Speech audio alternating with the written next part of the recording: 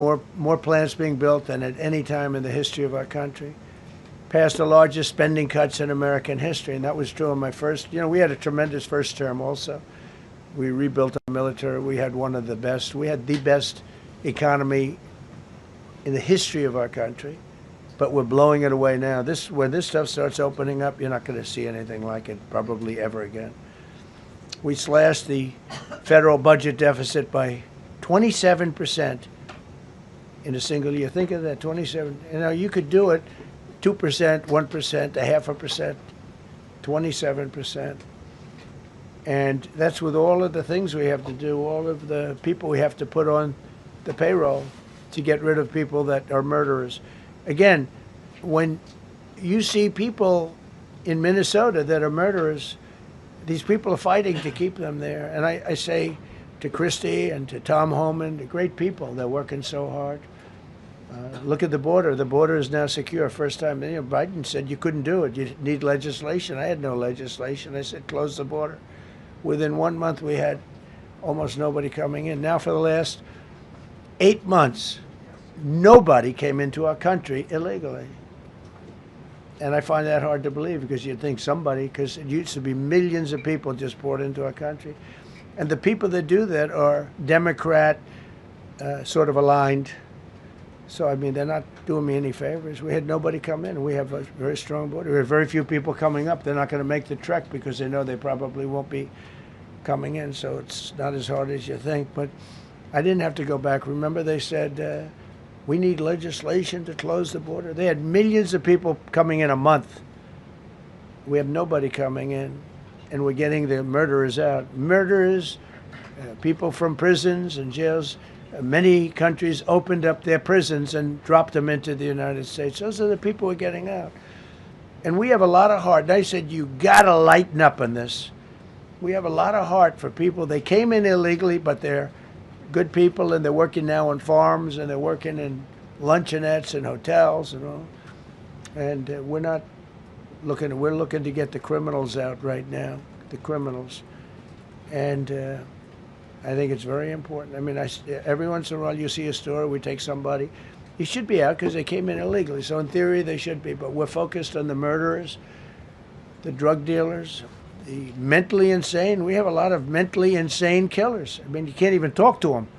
It'd be nice if you could have a little reason, but you can't even reason. These are seriously ill people. You have a couple of countries where they were loaded up. Their mental institutions and insane asylums were loaded to the gills. They couldn't get. They're empty now. But they're filling up because we're bringing them all back. We know where they came from.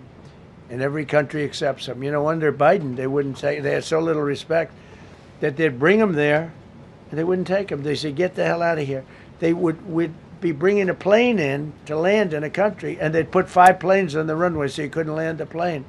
So they'd come back with the people that they were bringing back. They don't do that with me.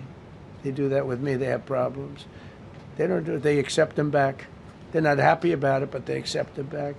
Cut a record number of regulations. I promised to eliminate 10 old regulations for every one new regulation. Instead, we cut 129 old regulations for each one added. Think of that.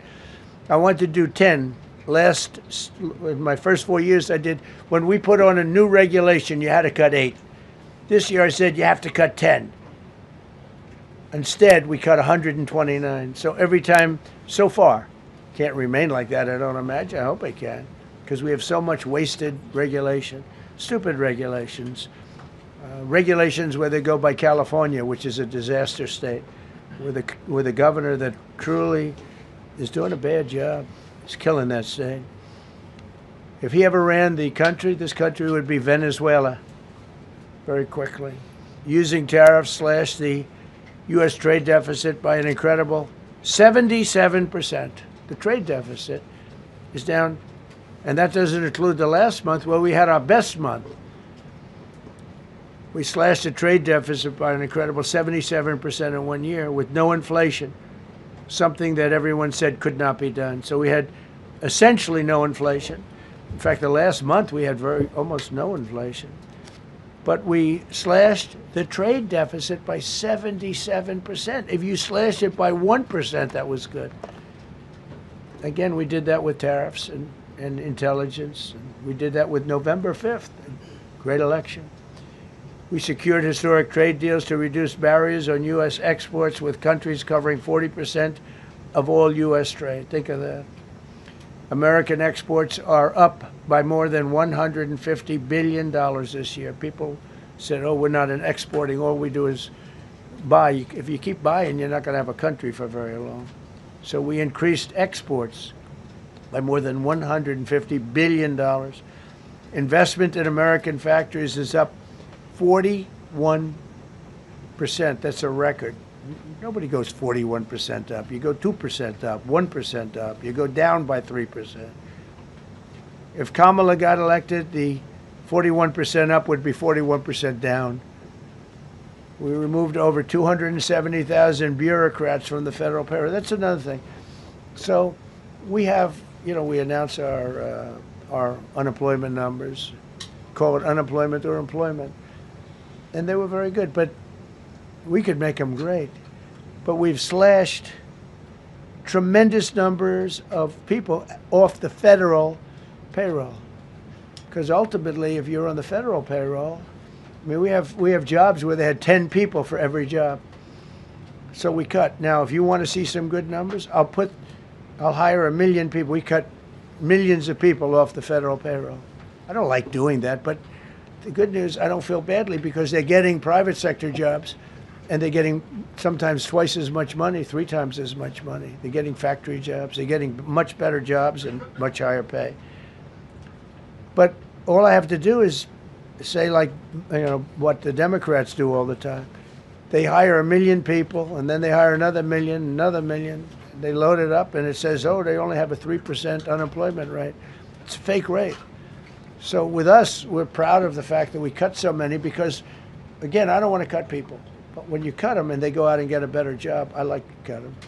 And sometimes they have to be forced to do that because, it's like they want to stay where they are. They don't know. And then all of a sudden they end up, we have many cases, Caroline, where people were devastated. They hated Trump. I got caught from my very boring federal job where they had, again, sometimes 10 people to do one job. And they were very upset. And now they ended up with a job where they get paid 3 times more money. They're ending up buying houses. It's like crazy. So they went from not liking me to liking me a lot because it's hard to get. We need people. We need people. It's one of the reasons. I mean, when you have good people in the farm or good people in hotels and everything else, we want to work with them as much as we can. Under Biden, 1 out of 4 jobs added was a government job. Think of that. So 25% of the jobs added. That's when you know that, that's 25% of the jobs aren't real jobs. But again, I could do that. I could add 2 million jobs right now, would have an unemployment. I could say just hire some more people. I do the opposite. I say get rid of everybody that's unnecessary because that's the way you make America great again. When you have, all these jobs where people are sitting around doing nothing and they get a lot of money by the government, it's no good. But that's what the Democrats do. They show, oh, we were at 4% unemployment. That's a good number. But they just add jobs, or they wouldn't cut. They would never cut jobs. Under Trump, 100% of all new jobs created have been in the private sector. Think of that. Not 1% has gone to federal. So under Biden, 1 out of 4 was a government job. Under Trump, 100% of the new jobs created, 100% came from the private sector. That's how you make your country wealthy and strong and good. We inherited the worst border in history and turned it into the strongest border in history. Illegal crossings have plummeted to the lowest level ever recorded, down 99.999%. That means down 100%. 99.99. Now, I want to find out who that one person is. For 8 months in a row, 0, and these are government numbers, these are not my numbers. For 8 months in a row, 0 illegal aliens were admitted to our country. 0. Nobody came in, unless they came in legally. We have a big process for having people come in legally, by the way. A lot of people are coming in legally. They have to prove they love our country. They have to prove that They're not going to need welfare. A lot of things they have to prove. For the first time in 50 years, we are now seeing reverse migration, where because we're getting all of these illegal people out. People that came in illegally, in many cases they're criminals, in many, many cases. Remember when they used to say that the people that come into our country as immigrants are very nice people, they're wonderful people, they don't commit crime. No, they make our criminals look like babies. They make our Hells Angels look like the sweetest people on earth. The Hells Angels are now considered a nice, high-quality person. I like the Hells Angels. They voted for me. They protected me, actually, believe it or not. But they make our criminals look like babies. These are some of the most vicious people anywhere in the world. They came from the Congo. The prisons, I know the Congo because I ended the war with the Congo and Rwanda. Tough group, very tough group. They came from prisons in the Congo. Some of the toughest, meanest people you'll ever meet. Thank you very much. They allowed them to come into America. These are tough people. Before my election, 100% of net job creation was going to foreign migrants. Since my inauguration, 100% of the net jobs created have gone to American-born citizens. That's a big thing. In other words, we're now taking care of our people. 100% of net jobs created have gone to the American-born people. Before that, we didn't care. Designated Tren de Aragua, MS-13, and the Mexican drug cartels as foreign terrorist organizations, and we've hit them hard. You've seen what we've done on the water. We're starting to do that on land. The land is much easier, actually. Water is incredible. We did that on the water so that when you do it on the land, they don't go to the water. Nobody's going into the boat business right now, I can tell you. 97% down drugs coming in by water. 97%. Nobody ever heard of that before. They heard 2%, 1%. It went up 2%. 97, and we're looking for the 3%. Who the hell are the 3%? They're crazy. But we've taken out almost 100% of the drugs coming in by water. Now we're going to be very shortly starting drugs coming in by land. We know exactly where they're coming from. Removed tens of thousands of illegal alien gang members, drug dealers, murderers, child predators, human traffickers, fraudsters, savage criminals, and others. We removed them from our country. They're out. They're gone. In some cases, they're so dangerous that we put them in jail because we don't want to give them to their country. Their country doesn't do anything, and they end up coming back. We have some that they're so bad that we don't want to really release them. We want to put them in a jail where we know they're properly ensconced. Think of that. Remove tens of thousands of illegal alien gang members, drug dealers, murderers, child predators, human traffickers, fraudsters, and savage criminals. Why wouldn't you want them removed? The reason is because these are insurrectionists that are doing this work. And, you know, they're going to make mistakes sometimes. ICE is going to be too rough with somebody, or, you know, they're dealing with rough people. They're going to make a mistake. Sometimes it can happen. We feel terribly. I felt horribly when I was told that the young woman who was had the tragedy. It's a tragedy. It's a horrible thing. Everybody would say, ICE would say the same thing. But when I learned her parents, and her father in particular I hope he still is, but I don't know, was a tremendous Trump fan. He was all for Trump, loved Trump. And, you know, it's terrible. I was told that by a lot of people. They said, oh, he loves you. He was I hope he still feels that way. I don't know. It's a hard situation. But her father was a tremendous, and parents were tremendous Trump fans. It's so sad. It just happens. It's terrible. Halted all refugee admissions to the United States, including from Somalia, which is a terrible, terrible place, and other dangerous places. And we also stopped the pirates because they get the same treatment as the drug boats. So in Somalia, the Somalians, you know what they're good at? That's about the only thing they're good at is they're good at pirating ships at sea, big ships. So you have a huge oil tanker with millions of gallons, millions of barrels of oil. And if it gets hit by a big weapon, the whole thing blows up. And they don't want to fight because if they do, they're told by their insurance companies, do not hand over the ship. And they're not allowed to have any guns on the ship. They're literally, you have these massive ships being taken over by a Somalian small boat with a big weapon. Because if they hit the side of the ship can blow up to, I mean, you talk about a blow up. Bad, we've seen some bad things happen. And the insurance companies, some of these ships cost more than $1 billion to build. And the insurance companies say, look, we'd rather give them money than take a chance on $1 billion insurance policy. But they don't have to worry about it because we hit them the same way we hit the people with the drugs in their boat. They don't know what the hell happened. But all of a sudden, there are no pirates at sea. Do you notice? We haven't had a boat taken in a little while. Came out of Somalia, a really corrupt place. It's not a country. They don't have government. They don't have anything. I always hate to see this. Ilan Omar, she comes from Somalia, a backward country, probably the worst country. They say it's the worst country in the world, if it's a country. I don't even think it's a country. There's no organization, no anything.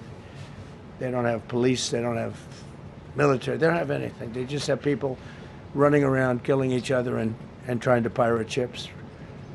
But she'll come here, comes, and then she wants to tell us how to run our country. The Constitution says that I am entitled to this. I can't stand her. Terminated all taxpayer-funded benefits for illegal aliens and kicked 275,000 illegals off of Social Security. They were illegally getting Social Security. 275,000 people.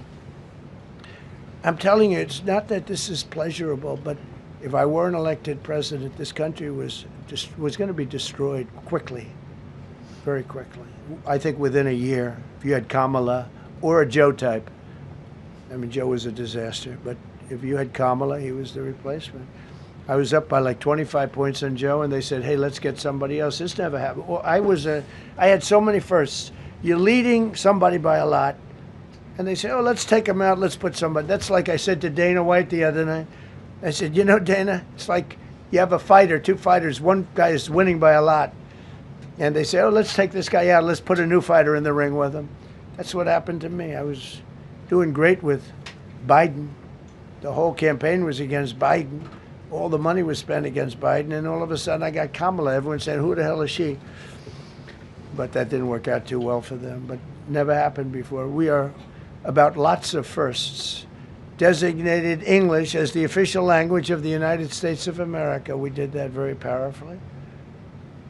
And while we're at it, we also took the Gulf of Mexico, and now it's the Gulf of America. Because we have 92% of the shoreline. It always bothered me. I'd say, you know, we have most of the shoreline. Mexico has a small percentage, talks about 8%. We have 92%. And I said, why is it the Gulf of Mexico? It should be the Gulf of America. I was going to call it the Gulf of Trump, but I thought that I would be killed if I did that. I wanted to do it. I wanted to. My people work so hard. Sir, I don't think it'll look too good. I'm telling you, it's a good thing. And it'll be hotter than ever, I said. No, but I decided not to do that. I'm joking, you know, when I say that. I was not going to call it the Gulf of Trump. Because tomorrow it'll be, Trump wanted to call it the Gulf of Trump, but he was rebuffed by his people. My people don't rebuff me too much. The Gulf of Trump, that does have a good ring, though. Maybe we could do that. It's not too late. No, we have the Gulf of America now. It's great. Our country is proud for the attack on Venezuela, the attack on the Iran nuclear capability, wiped it out. I mean, first administration, Soleimani, the father of the roadside bomb, al-Baghdadi, the father of ISIS, who was rebuilding ISIS. We wiped them out. Done a great job. signed an order that will end birthright citizenship for children of illegal migrants. You know, that case is in court right now. That case was meant for the children of slaves. All you have to do is look at the years. Look at the years where the cases were filed and where the decisions were made. They were right at the end of the Civil War. They're trying to say that, you know, in China's making a big business out of that. They come to the country, they have a child, they're American citizen, they get all the benefits. It had nothing to do with that. That was for the children of slaves. And I hope the Supreme Court so rules. Designated fentanyl as a weapon of mass destruction. It is. We lost, I believe, 300,000 people this year. 300,000 people. That's like filling up one of those big football stadiums 5 times. It's not even believable. I mean, you could be in a war and you wouldn't lose that many people. So we designated fentanyl a weapon of mass destruction. Conducted numerous successful military strikes against narco-terrorists operating in our hemisphere, including the water strikes. Drugs brought in by ocean. So I told you that we're down by, I mean, close to 100%. It's hard to get somebody to pilot those boats. Very hard. They have to be people that don't watch television, don't read the news. And we just blew up their facility. They had a docking facility where the drugs were stored. And now we have a great relationship with Venezuela. We're getting along fantastically with the leadership in Venezuela, so we wouldn't have to do that. This was done before the attack. But we captured and brought to justice the outlaw dictator of Venezuela, Nicolas Maduro, who, through drugs, killed millions of people in our country. Tremendous drug dealer. Also sent millions of people into our country, including Tren de Aragua, the worst gang. They say it's the worst gang in the world. They took over parts of Colorado. They just take the apartment building. They just took it away. Just took it away like we're here. They cut the hand off one man because he called the police. Who called the police? I did. You took my apartment from me. Boom. No hand. This is what they sent us. Restoring law and order, new category. D.C. and Memphis, federal task forces deployed massive numbers of federal law enforcement officers and National Guard to restore safety. Crime down in D.C. is almost down to nothing. D.C. was a very, very dangerous place, and I think you probably know better than I do. I have a lot of people in the media thanked me for that, but some of them found it hard to thank me. But, you know, D.C. is now, look how beautiful. D.C. is now, you can walk right from here to a restaurant, right through the center of town. You can be with your child, with your loved one, with your lover. Your lover's not going to be killed anymore, so you can act like a real lover. But you can walk right through the middle of the town, and D.C. is beautiful again, too. You notice we took all the fences down, almost all. The rest are coming down. We got the graffiti all off. National Guard's been amazing. You know, we didn't tell them to do that. That's not their job description. But they were picking up garbage and everything. They were great. And I don't know. To me, a town, it looks better when you have military people. These are big, strong guys, are bad guys. Look at them and they say, we're not going to mess around. But what they don't know is that we took over 2,000 people out, permanently out of D.C. These were career criminals. But I feel much better seeing those people there. I went in a couple of times and had dinner in D.C. I walked right down the middle of the street. I felt very safe. A year ago, I couldn't have done that. I would have been crazy to have done that. Secret Service wouldn't let me do it. They weren't thrilled anyway, I will tell you. It wasn't like they were thrilled, but we did it, and it was great. But D.C. is a great thing. And we have virtually no crime in D.C. anymore. And before we did this move, and we could do the same thing with Chicago. You know, we brought Chicago down 25%, even though we just had a minimal crew there. We brought Wisconsin down. We brought Minnesota down, way down, even though everything's a fight, you know, because they want to keep those people that are lying on the floor. They want to keep those people in Minnesota, but they really don't. I don't think the real people have been. It's a very corrupt place, and the elections are totally corrupt. I feel I won it all 3 times. Nobody's won that state since Richard Nixon. It's a rigged state.